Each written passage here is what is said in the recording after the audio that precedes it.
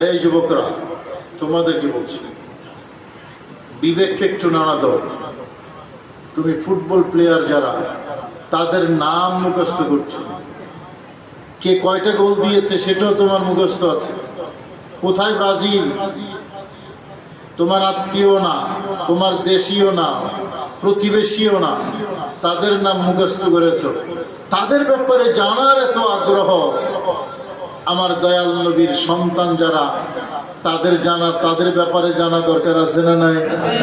যুবকরা, এই চেতনাটা একটু লাগবে যে আমি আবু বকর সিদ্দিক সম্পর্কে জানবো, আমি উমর ফারুক সম্পর্কে জানবো, আমি উসমান গনি জিন্নারাইন সম্পর্কে জানবো, আমি মাওলাই কায়নাত আলী মুর্তজা সম্পর্কে জানবো, আমি হাসান এবং হোসেন সম্পর্কে জানবো, আমি ফাতেমাতুজ জাহরা সম্পর্কে জানবো, আমি নবীজির সন্তান যারা তাদের সম্পর্কে জানবো, আম্মা জান আয়েশা সিদ্দিকা সম্পর্কে জানবো, আজওয়াজ মুতাহহারাত যারা তাদের সম্পর্কে জানবো, নবীর সাহাবীদেরকে সম্পর্কে জানবো, গৌসুল আজম দস্তগীর সম্পর্কে জানবো।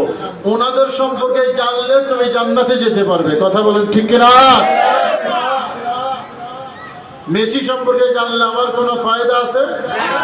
কোনো ফায়দা নেই, কোনো ফায়দা নাই। এরা রাগ করে উঠতে যাবে এখন মেসির বিরুদ্ধে বলতেছে। যার কথা জানলে, মানলে, শুনলে আমার দুনিয়াতেও কাজে লাগবে, আখিরাতেও কাজে লাগবে। এই যুবকরা শুনো, দ্বীনের চেতনা, দ্বীনের